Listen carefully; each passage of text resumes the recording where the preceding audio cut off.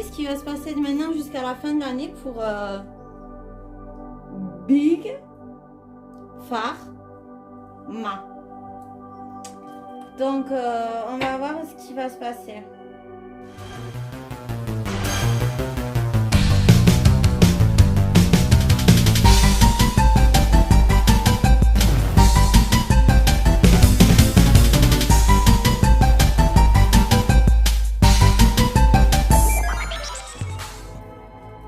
Alors, on a le valet de denier. Vous voyez, c'est un petit garçon qui... je sais pas s'il balance pas les assiettes là. J'ai un doute. Hein.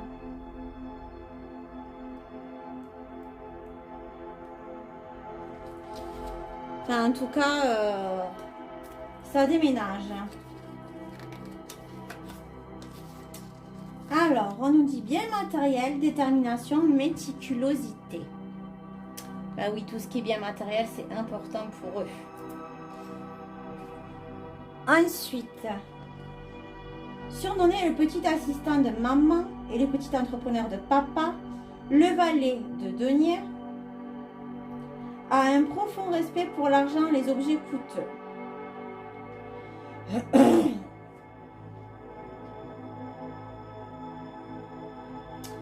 Donc, en gros, on nous dit que ils ont un profond respect pour les choses qui coûtent cher. Pour nous, quoi. Sans mettre bien les fouilles. Et puis là, on a le valet de bâton. Donc, le valet de bâton, on dirait qu'il fait mumuse. Hein. Donc, c'est un peu ça. Hein. Je tire pas. Il a un faux pistolet. Il fait mumuse avec des trucs qu'il devrait pas jouer, quoi. Enfin, entre guillemets, quoi. Donc, imagination, joyeux, drill, créativité. Donc, on nous dit que pour vendre leurs trucs et leurs biens, ils vont encore avoir de la créativité. Curieux et joueurs, ils aiment être au centre de l'attention.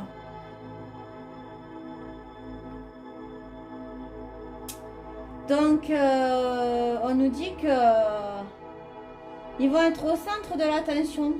D'accord? Et là, on a la dame de bâton. Vous voyez, elle n'est pas très contente. Hein. D'ailleurs, la couronne pourrait faire penser aux vies russes. Bon. Je dis ça, je dis rien. Donc, la dame de bâton. Énergie créatrice, ego, passion. Elle flamboie littéralement. Sa personnalité dominatrice soulève l'enthousiasme de certains, tandis que d'autres se sentent froissés.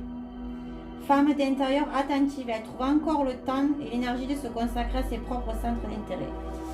Donc on nous dit qu'ils vont tout faire pour se mettre à la vue de tous et qu'ils veulent continuer à être le centre d'intérêt de tout. Ensuite, on a la dame de denier. Hein, alors, est très représentatif. Hein.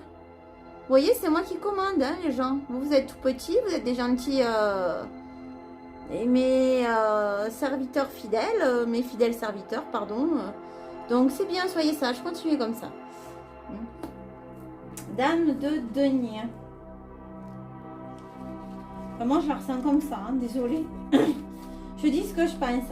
Matérialisme, élégance, grande espérance. Ben oui, c'est encore le matérialisme. La dame de denier pense à l'argent en toutes circonstances. Oui, c'est pour ça qu'ils veulent à tout prix nous vendre des choses de valeur. Enfin, ce qu'ils pensent être de la valeur, mais pour eux, ça n'a pas de valeur vu que c'est de la merde. Le roi de denier. Vous voyez, lui, il est tranquillement allongé, avec son cigare, son toutou. Sa couronne. On va me faire penser à Bibi, le voit l'autre là, de pipi. Donc le roi de denier, pareil, hein, je dirais luxe, zèle, richesse. Donc ils sont bien là. Donc il veut qu'on prête attention à eux, mais pendant ce temps-là, nous on voit quand même que la richesse augmente. Et là, on a la lune.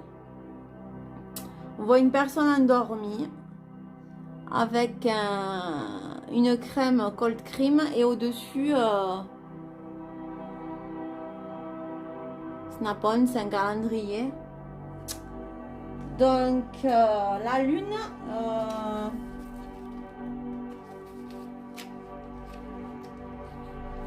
instinct, intuition, rêve. Donc ils rêvent de richesse, ils rêvent de réussir à faire ce qu'ils veulent. Allez, un masque d'argile, bigoudi et résille à cheveux sera très efficace pour améliorer votre teint de pêche et vos boucles parfaites, tandis que votre corps profite des heures de sommeil pour se refaire une beauté. Votre inconscient façonne des rêves émaillés d'indices et de conseils pour vos heures d'éveil. Donc, il faut dire aussi que la lune, c'est la face cachée aussi. Hein.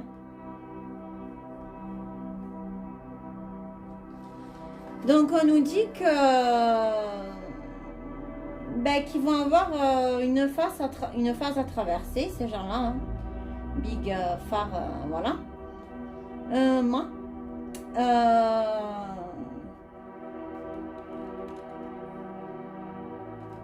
Et il va falloir qu'ils fassent attention parce que c'est un moment de changement. Ensuite, on a le 4 de denier. Vous voyez, c'est une armoire, tout qui est bien rangé.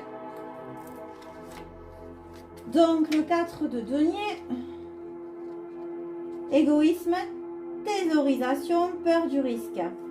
Aussi nommé carte de l'avare, les 4 de denier pourraient se résumer ainsi. Qui ne tente rien n'a rien. Donc, on nous dit qu'ils ont tenté de nous asservir, quoi, enfin, de nous mettre plus bas que terre. Qui ne tente rien n'a rien.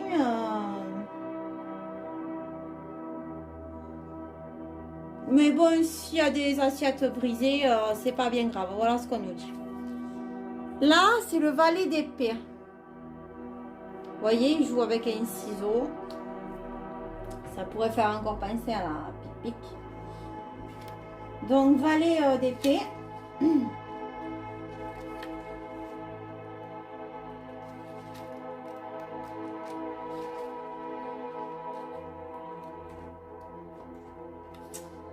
Curieux, rebelle, expiègle.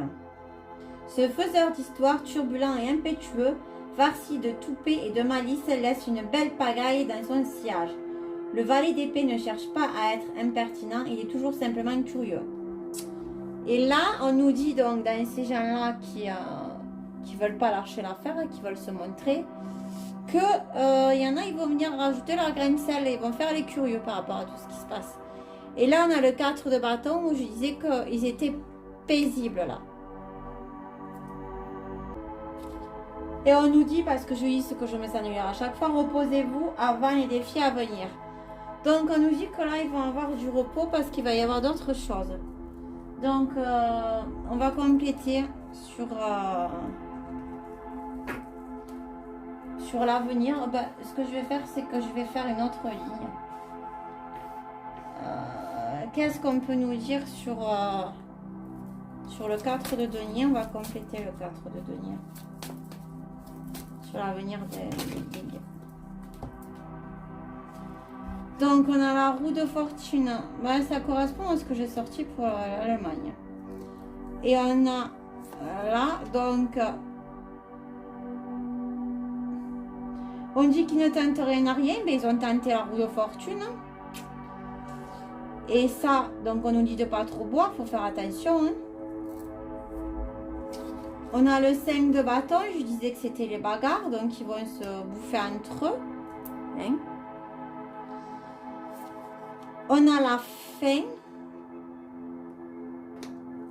Et le 3 de denier. Donc je disais le 3 de denier.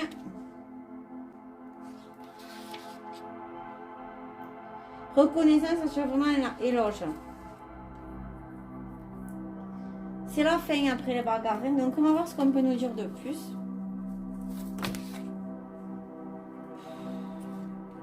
Ça fait que tomber. On va voir ce qu'on peut nous dire de plus.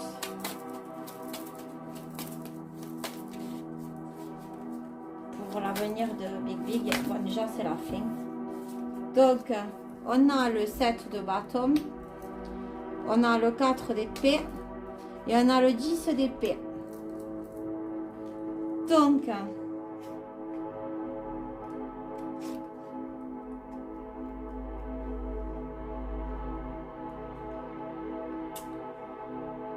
défi, riposte, crise. Ah, ben ils vont avoir des ripostes. Mais je sais pas pourquoi je l'ai posé là-dessus, alors que je disais que c'était justement la personne qui allait vraiment leur mettre des bâtons dans les roues.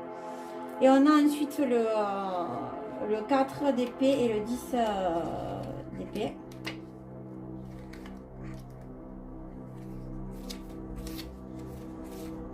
Donc on nous dit repli, revitalisation, réinvention. Donc ils vont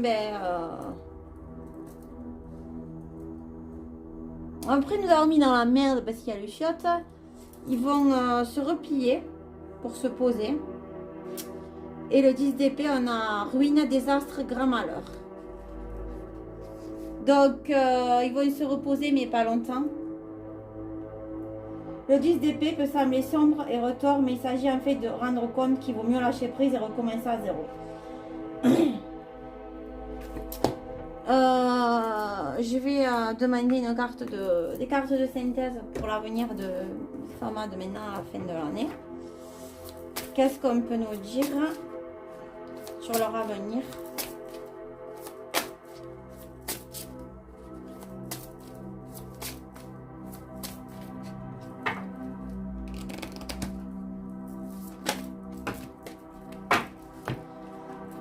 Alors, on nous dit la peau de la Selkie. Reprendre possession de son authenticité. On nous dit qu'il va falloir reprendre possession des vraies choses, de ce qui est authentique pour les soigner, pas eux. On a le sanctuaire. Intimité, espace inviolé, respect des limites et des tabous.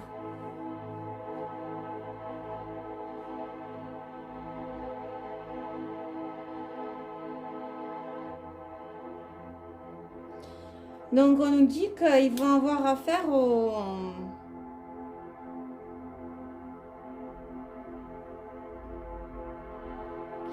en tout état de cause, hein, de tout ce qu'ils auront pu faire. On nous dit qu'il faut qu'ils respectent certaines choses. Or, ils ne les ont pas respectées. Et pour finir, on a la lémurie. Revient. Spiritualité pragmatique, communauté, protection des océans. Voilà, donc il y a des belles choses qui vont revenir après tout ça. Ils n'auront pas le choix. Et celle-là, déjà tout à l'heure, elle voulait sortir.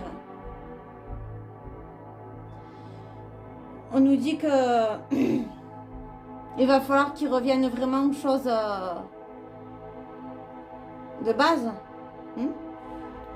Donc on nous dit sanctuaire. Le sanctuaire, ça me taraude. Je vais demander ce qu'on peut nous dire sur le sanctuaire. Ouh, ça a volé direct. L'horoscope, la nativité. Et le vol et la perte. Ben voilà, c'est... vous voyez ce que c'est, hein, c'est la chauve-chauve. Donc en gros, on nous dit que...